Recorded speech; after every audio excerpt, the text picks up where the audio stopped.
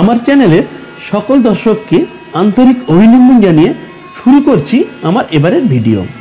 এই ভিডিওতে থাকবে দিনে দিনে কলকাতা থেকে গঙ্গাসাগর কিভাবে কম খরচে ঘুরে আসবেন তার সম্পূর্ণ বিবরণ, আর সঙ্গে থাকবে 2024 সালের গঙ্গাসাগর মেলার প্রস্তুতি।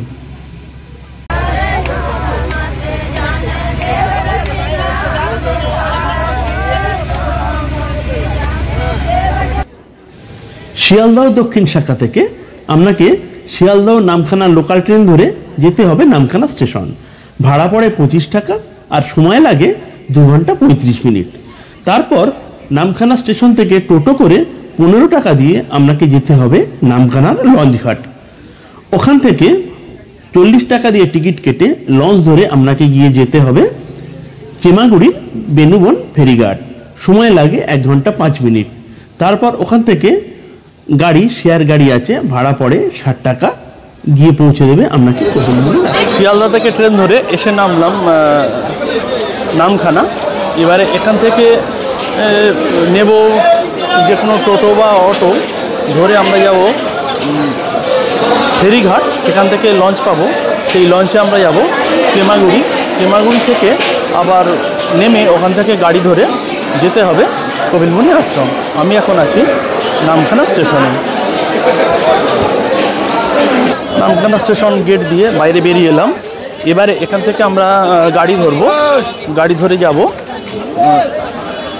ফেরিঘাট। সেখান থেকে আমরা লঞ্চ নেব, নিয়ে যাব চেমাগুড়ি বেনুবন ফেরি সার্ভিস। সেখান থেকে আমরা যাব কপিলমুনি আশ্রম। নামখানা থেকে একটা টোটো গাড়িতে উঠে পড়লাম। এখান থেকে আমরা যাব যেটা নামখানার যেখান থেকে চেমাগুড়ি যাওয়ার লঞ্চ ছাড়বে সেই ঘাটে। ভাড়া পড়লো পার হেড 15 টাকা। কজন করে প্যাসেঞ্জার নেয় দাদা? 7 জন করে নেয় একটা টোটোতে। আপনি 7 জনের ভাড়া দিলে একেবারে রিজার্ভ করে নিয়েও চলে যেতে পারবেন নামখানা ঘাটে। চেমাগুড়ি যাওয়ার লঞ্চ ছাড়ে 100 জন করে প্যাসেঞ্জার নেয়। টাইমে বোর্ড আছে এবং টাইমের মধ্যে যদি অন্য 100 জন প্যাসেঞ্জার হয়ে যায় তখনই সঙ্গে সঙ্গে একটা বোট দিয়ে দেয়, তখন আর সময়ের ব্যাপার থাকে না। 100 জন হলেই একটা করে লঞ্চ দিয়ে দেয়। নামখানার এই লঞ্চঘাট থেকেই চেমাগুড়ির বেনুবন যাওয়ার লঞ্চগুলি ছাড়ে। লঞ্চ ছাড়ার টাইম হলো যথাক্রমে সকাল 7টা 30 মিনিট, 8টা 30 মিনিট, 9টা 30 মিনিট, 11টা, বেলা 1টা, 2টো 30 মিনিট, 3টে 30 মিনিট এবং শেষ লঞ্চ ছাড়ে 4টে 45 মিনিট। আর চেমাগুড়ির বেনুবন থেকে নামখানা ফেরার লঞ্চ ছাড়ে প্রথম সকাল 5টা 45 মিনিটে, তারপর 7টা 30 মিনিট, 8টা 30 মিনিট, 10টা, বেলা 11টা 30 মিনিট, দুপুর 1টা 15 মিনিট, 3টে এবং শেষ লঞ্চ ছাড়ে 4টে 45 মিনিটে। ভাড়া পড়ে 40 টাকা এবং সময় লাগে 1 ঘন্টা 5 মিনিটের মতো। যাচ্ছি আমরা লঞ্চের দিকে এগিয়ে যাচ্ছি। সামনে লঞ্চ আছে, এই লঞ্চে আমরা উঠবো।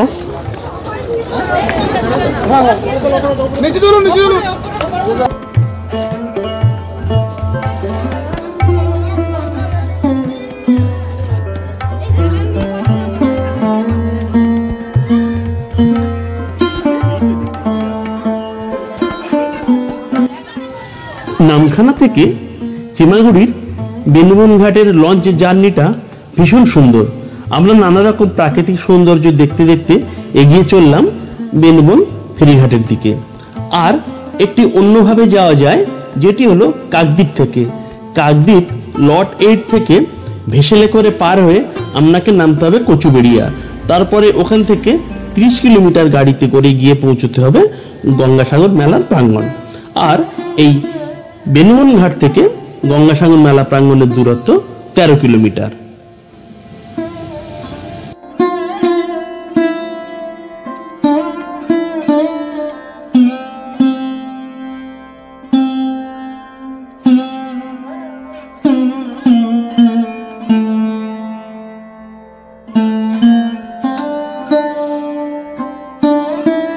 এসে গেলাম নামখানা থেকে লঞ্চে করে চেমাগুড়ি বেনুবন ফেরিঘাটে এসে গেলাম। সময় লাগলো 1 ঘন্টা 5 মিনিট। ভাড়া পড়লো 40 টাকা করে।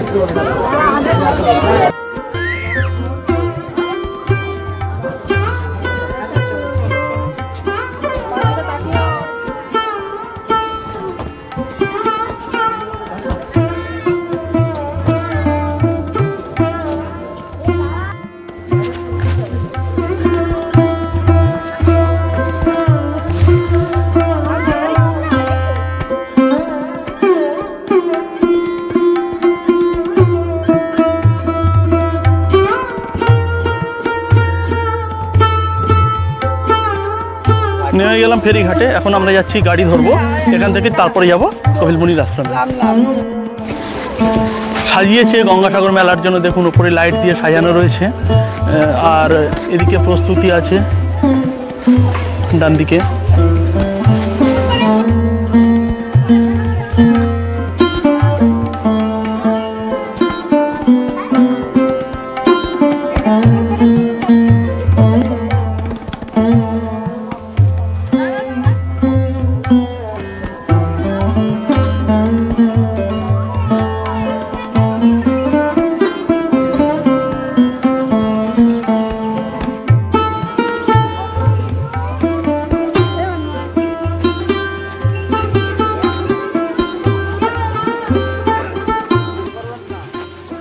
নামখানা থেকে চিমাগুড়ি বেনুবন ফেরিঘাটে এসে নামার পরে এখানেও বেশ থাকার প্রস্তুতি চলেছে। দেখুন বড় বড় এখানে প্যান্ডেল করা হয়েছে দেখুন। আর এখানে টয়লেটের ব্যবস্থা আছে, পরপর লাইন দিয়ে হচ্ছে টয়লেট। প্রথমে দেখে নিন এখানে কীভাবে থাকার হলঘর হচ্ছে, বিশাল হলঘর তৈরি হচ্ছে বিশাল। আর এদিকে হলঘর থেকে বেরিয়ে এখানে টেম্পোরারি যে টয়লেট হয় সেই টয়লেটের প্রস্তুতির কাজ চলছে।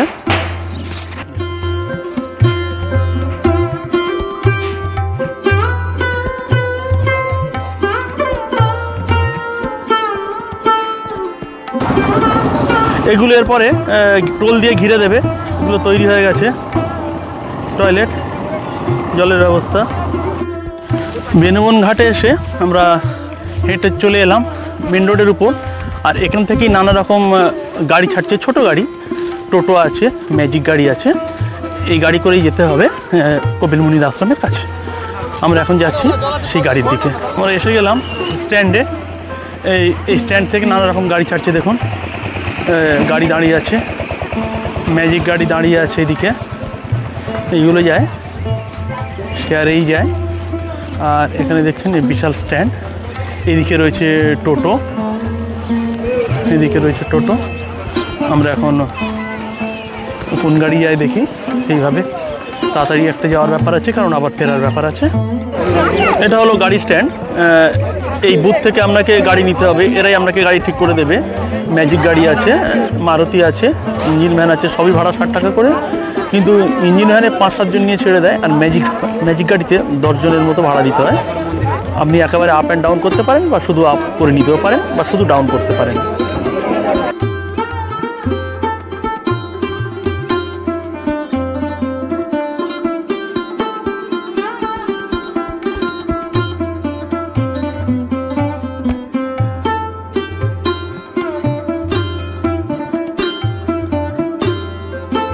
গাড়িতে আমরা যাব বেনুবন থেকে কপিলমুনির আশ্রম। আমরা গাড়িটা রিজার্ভ করে নিলাম, ভাড়া পড়লো 1220 টাকা।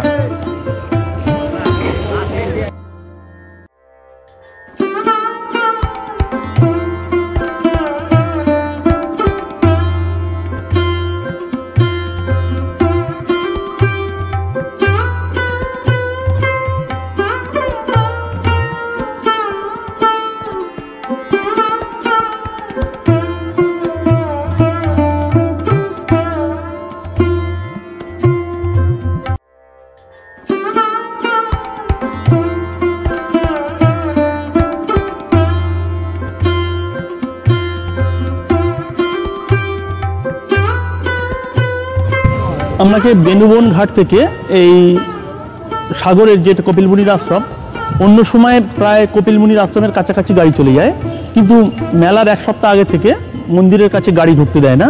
আপনাকে বেশ কিছুটা দূরে এসে দাঁড়াতে হয়। আর এখান থেকেই আপনাকে যেতে হবে টোটো, না হলে যারা হেঁটে যেতে পারবেন হেঁটে যাবেন। এখান থেকে টোটোতে ভাড়া নিচ্ছে মন্দিরের কাছে 30 টাকা। আর বলছে সারাদিন থাকবে, ঘুরিয়ে আবার আপনাকে এনে নামিয়ে দেবে 150। এই গঙ্গাসাগর মেলার সময় টোটো থেকে যেখানে আশ্রমের কাছে নামিয়ে দেয়, সেখান থেকে আশ্রম খুব বেশি দূরে নয়। একান্ত খুব অসুস্থ অথবা কোনো বৃদ্ধ বা বৃদ্ধা থাকলে, হাঁটার অক্ষম হলে তবেই গাড়িতে যাবেন, না হলে খুব সামান্য রাস্তা, অযথা গাড়িতে যাওয়ার দরকার নেই। হেঁটে আপনারা খুব ভালোভাবেই সমুদ্রে বা মন্দিরে পৌঁছে যেতে পারবেন।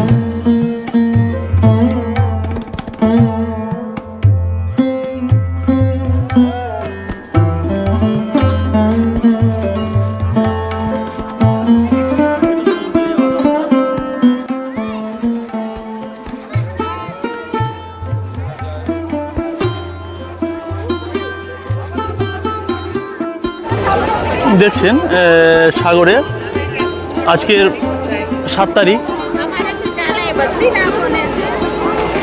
আর 4-5 দিন বাদে শুরু হয়ে যাবে স্নান। এই টোল দিয়ে ঘেরা হলঘরগুলি হলো পুণ্যার্থীদের অস্থায়ী আবাসস্থল। এরকম হলঘর এখানে প্রচুর করা হয়েছে টোল দিয়ে, এখানেই ওরা থাকতে পারবেন। আর দেখছেন ইট দিয়ে রাস্তা তৈরি হচ্ছে টেম্পোরারি, একেবারে সাগরে নেমে যাওয়ার জন্য। আর তার পাশে দেখছেন একেবারে বাঁশ দিয়ে পরিকাঠামো তৈরি করে রাখা হয়েছে, এগুলো ঘিরে দেওয়া হবে পুণ্যার্থীদের থাকার জন্য।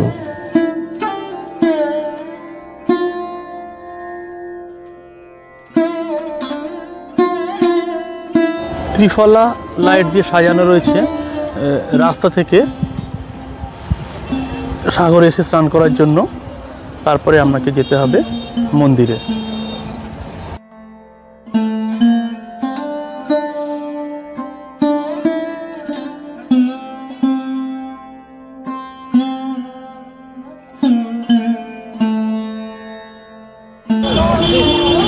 গঙ্গাসাগরে থাকার জন্য এখানে সরকারি ব্যবস্থা রয়েছে, গঙ্গাসাগর যুব আবাস।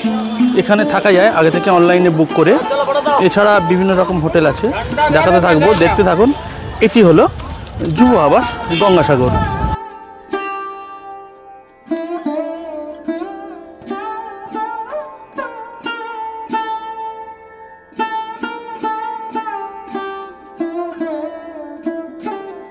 গঙ্গাসাগরে এসে তো প্রচুর মানুষ নিরামিষ খান, বিশেষ করে যারা অবাঙালি। আর বাঙালিরা যারা গঙ্গাসাগরে এসে আমিষ খেতে চাইবেন, একটা সুন্দর হোটেল রয়েছে আপ্যায়নী হিন্দু হোটেল। মূল গেটে ঢোকার আগে ডান দিকে পড়বে হোটেলটি। খুব ভালো খাবার, রিজনেবল প্রাইস, আপনারা খেয়ে দেখতে পারেন। যারা নিরামিষ খাবেন তারা গঙ্গাসাগরের যে মূল গেট আছে সেই মূল গেট দিয়ে ঢুকে যাবেন, গিয়ে ডান দিকে একটা রাস্তা গেছে, এই রাস্তাতে ঢুকে গেলেই পরপর একদম নিরামিষ হোটেল পাবেন। একেবারে নিরামিষ হোটেল, যারা নিরামিষ খাবেন তাদের পক্ষে একদম আদর্শ। এইসব হোটেলে আমিষ একেবারেই হয় না, টোটালি নিরামিষ হোটেল। এই যে হোটেলগুলো দেখছেন এগুলো একেবারে নিরামিষ হোটেল।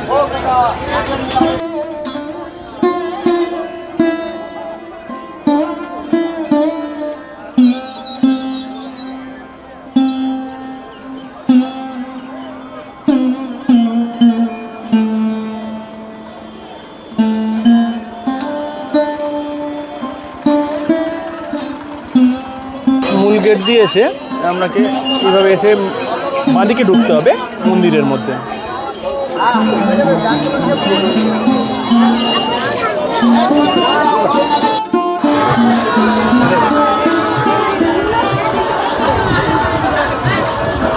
দেখছেন মূল মন্দির।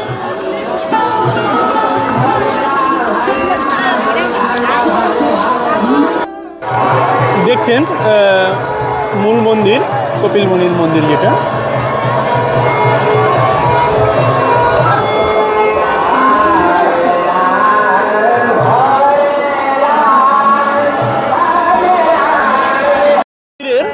ডান হাতে রয়েছে একটি সরোবর, ছোট্ট একটি সরোবর, যেটি হলো কপিল মুনি সরোবর।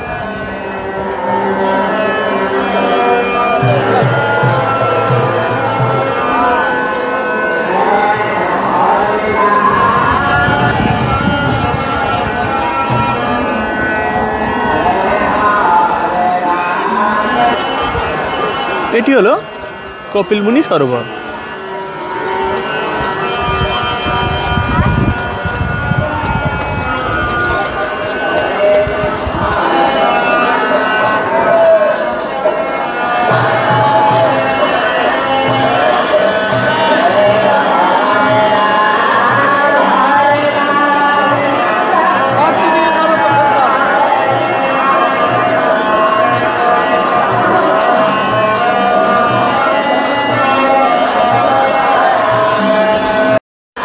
দেখছেন আপনারা কপিল মুনির মন্দির।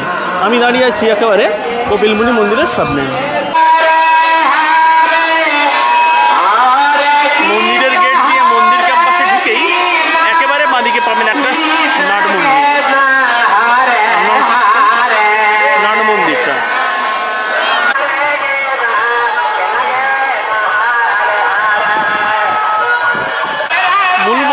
ঢুকে ডান দিকে দেখবেন পূজা সামগ্রী বিক্রয়ের দোকান আছে। সেখানে গেট নাম্বার দেওয়া রয়েছে, আর দোকান রয়েছে। দোকানের গেট দিয়ে ঢুকে অনেকগুলি করে দোকান পাবেন। সেখানে 1, 2, 3, 4 এবং 5, 6, 1, 2 একটা বিল্ডিং, 3, 4 একটা বিল্ডিং, আর 5, 6 একটা বিল্ডিং। এই 3টে বিল্ডিংয়ে 6টি গেট দিয়ে ঢুকেই আপনারা পূজা সামগ্রী বিক্রয়ের দোকান পাবেন।